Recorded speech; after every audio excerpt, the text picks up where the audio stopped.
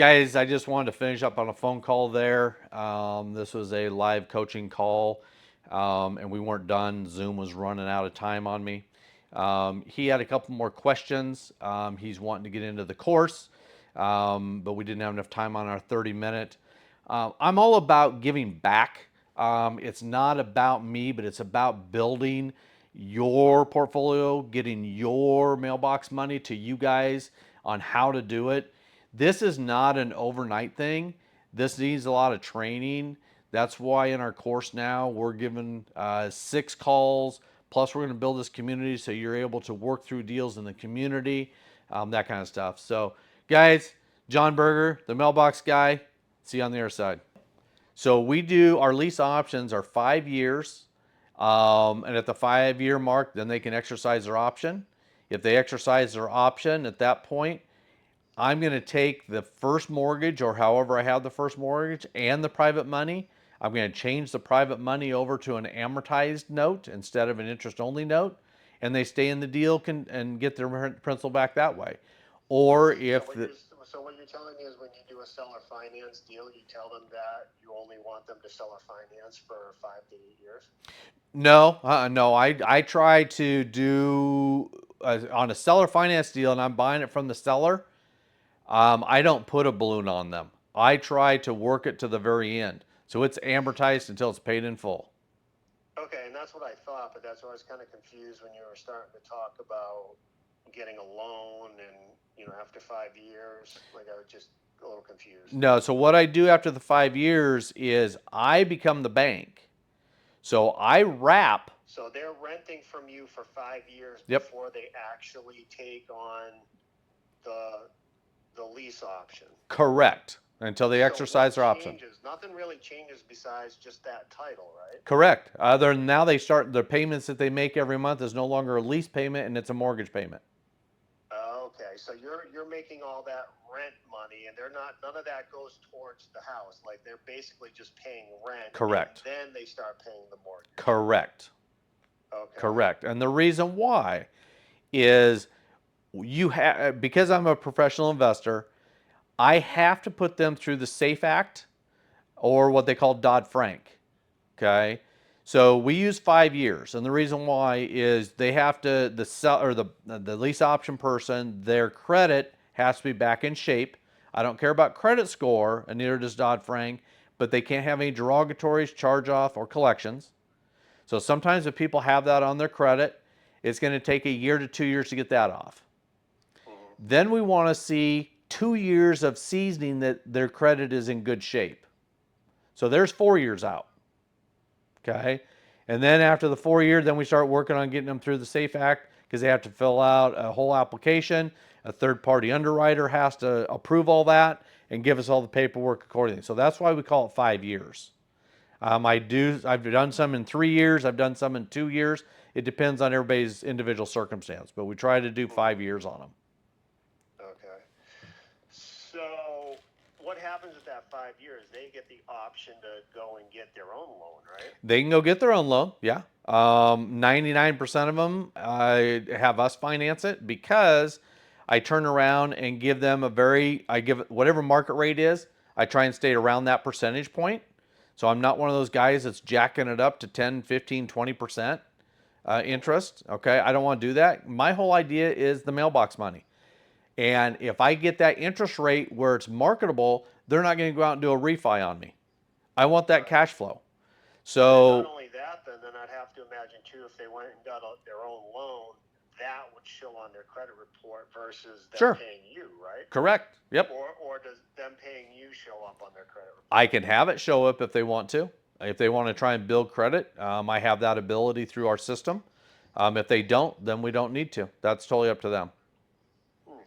So that most of the time they don't even care at that point. Well, I just feel like that could be a good pitch to somebody. Yeah. Like either way, where it's like, well, hey, if you stay with me, now you're not going to show on your credit report that you have another loan. Yep. Or if you need to build credit, we can put you on there. Yep, we can report it. We can do it either way. That's a great selling point. Yep. And then the other thing is most banks have origination fees. discount, and you can pay discount points to buy down the rate, all that kind of crap. Plus, they have a bunch of garbage fees they always throw in. I don't charge any of those. So they get in, and usually banks are going to want another down payment besides what the option fee was. I don't do that. So they're basically we're just rolling it over to a note. There are going to be some prepaid insurance, prepaid taxes that are going to be escrowed, but those are going to another company, not me, but it goes into prepaids. And then if they want title insurance and a little bit of escrow fees that they have to pay. So you have that lined out in your pitch.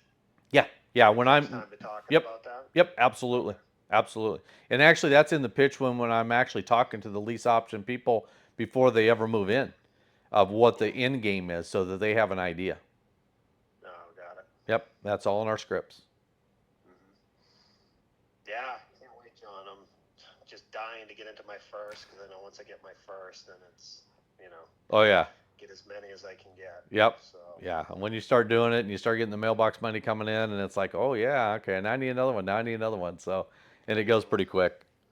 And then I believe you try to be at a bare minimum of, once you're calculating out your numbers, to be around the $300-400.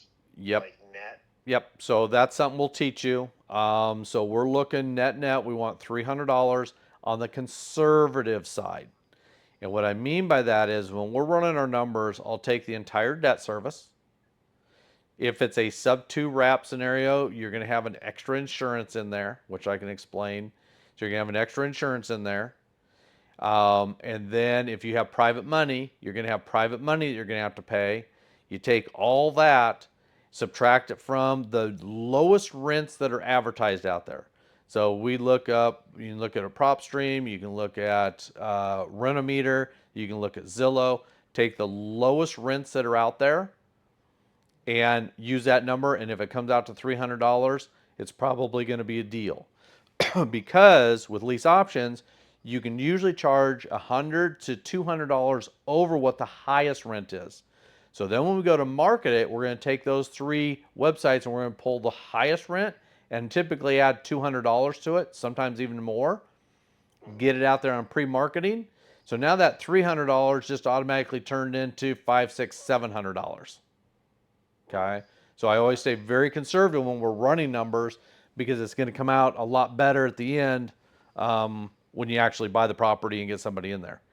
And then depending on the option fee, if they're on the option fee assistance program, you got $5,000 in your pocket up front.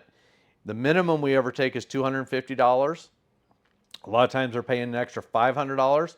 So not only do you have a $500 positive cash flow from rent, now you got a $500 positive cash flow from the option fee. So now you're making $1,000 on that property for the first 24 to 36 months. So. And you haven't really had too many issues with people just not being able to make their payments? No. In fact, during COVID, I did not have one tenant not make their payments during COVID.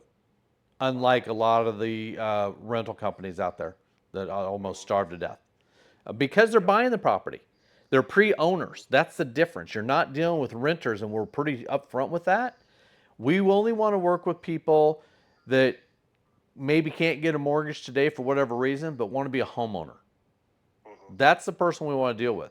If they want to come in and try and rent and give you a couple $1,000s up front, no, we don't want it, because you're dealing with a renter mentality, and they're going to go in and destroy the property. The people we get in there, we want them to be a homeowner, make it their own. I've had people go in and totally remodel the entire houses. Yeah, it's good because they have skin in the game. Exactly, and that's the whole side of it. So yeah, do they get turned every once in a while? Yeah, because only about 25, maybe 30% will ever exercise their option, but that's okay too. So what happens at that point? So year 5 shows up, and now they get to exercise their option. They will either just continue on or be like, listen, this ain't for me, I'm out. Yep. Yeah. And we will continue on 1 year at a time. We do a new lease, new option with them. Their option fee stays. I don't charge them anymore. Their rent goes up a little bit, but we increase our rents every year anyway, automatically. But they just stay in. If they exercise their option, great. We turn it into seller financing. If they're not quite ready, I've got one in Tucson that just came due in July here, and they weren't ready, so we just renewed their lease for another year. Not a big deal to me. I'm about the mailbox money, so I don't care if it comes in on a lease option right now or if it's seller finance. If it's a lease option, now I still get the depreciation, the appreciation, the principal pay down, all that. And once I become the bank, I don't get that. I just get the monthly cash flow. But I'm in this for the long term. This whole portfolio I have is all going to be turned over to my girls when I'm gone, and they can basically do whatever they want to with it at that point in time. But I'm looking at the long game, and so they have the inheritance to do whatever they want to with. Yeah. But in the meantime, I enjoy life. Yeah. Yeah. I'm at that point where I'm like, man, I got to get my ass moving. I just turned 50, so got some building to do, which is fine. Yeah. I mean, it's how I've always been. It's just, it is what it is. And you know what? Better late than never. So. Oh yeah, you can do it pretty quick. I mean, like I say, Christian built his up to about $10,000 to $12,000 in about just a little over a year. Mm-hmm. So I guess with me doing my wholesaling full time, I have a VA that does marketing for me. Other than that, I wear all the hats.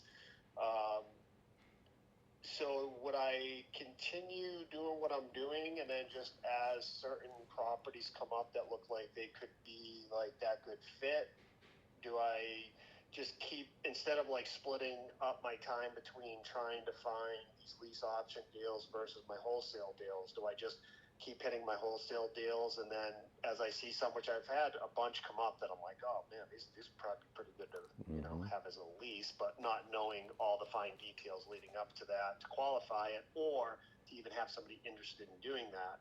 Like, what is your feeling? Like, My feeling is you just have a mind shift, and every deal that walks through that door, can I take it down? If I can't take it down, then I'm gonna novate it or wholesale it. But if I've it never done a novation. Okay, It's only been wholesaling, okay, and I still don't even quite like understand the whole novations thing. gotcha. So Yeah, no big deal. I mean, you just so all of my acquisitions, they are taught to, can we take the property down? And we have a creative sheet that when you're talking to the seller, these guys are working down through this sheet, and it's all just plug and play. They do a formula at the bottom. Nope, it's not going to work. It's going wholesale, and they pivot right in the sales pitch. And so they're doing it all right up front. So when you're talking to that seller, can I take this thing down? You find yes or no. If no, you take it wholesale. If you can, then you try to pitch it as a creative deal and try and take it down that way. A lot of times my guys will pitch it both ways. You know what? Here's the cash price, and they'll anchor them. mm-hmm. After they're done anchoring, they're and the sellers, oh no, I can't take that. I got to have this money. Da da da da da. Great. You know what? I can probably get you that number if you let me take and pay you over time. Would something like that work for you? And so you switch and you give them both pitches and let them decide which one. And of course, when you can turn around and give them what they want but pay it over time, as long as it's pitched correctly, a lot of times they'll take it because they don't want the low dollar amount for cash. And so now Right, you're in a win-win. You use the lead you're already getting, man. mm-hmm. You don't have to change much up. Just make sure you're Yeah, and that's kind of what I was hoping you were gonna say. Because, yep, like I said, I get a lot of these where I'm like, man, like this could be a good one. there you go. But like you were saying, like you look at it as, can we take these down? And in my mind, when you said that, I'm thinking to myself, okay, well, if you try to take it down without anchoring them with a cash offer to make your lease option deal, well, I shouldn't say lease option, but your owner finance Mm-hmm. deal, it seems like it would be harder to pitch that without doing an anchor with a cash deal first. Yeah, and You just went over that. yep, and we do anchor them. Yep, we anchor them. Mm-hmm. Yep. And then if it doesn't, if so, what we do is if we find out it's not going to be a takedown deal, then we'll still anchor them with a wholesale because then we're going to switch them over to an RBP novation deal. Is what we're going to try to do, and we're still giving them more money than the wholesale deal, but you're able to still make a nice assignment fee off of the novation if it doesn't take it down. So, you just pivot to one of the three, but the first and foremost is, can it go in the portfolio? Now, do you have like any sort of in the training, like an objection sheet, and how to counter those objections? They are, I don't know if it's an actual sheet in there. There are some Yeah, objections in there, and we've actually recorded live calls from I my was going to acquisition. ask about that Yep. too. I think that'd be great Yep, training. there are live calls on there from my acquisitions doing it, as well as live calls talking to the lease option people and selling that, and going over all the paperwork. So when we walk you through the actual contracts, it's live calls going through with a real seller or buyer, and you're seeing all Hmm. that. So yep, that's all in there. Okay. Now, I'm sure you got some smooth ones in there, but do you have some bumpy ones in there There too, where is. like it kind of pivots and Yep, you really got to start changing things up? yep, yep. There is. Awesome.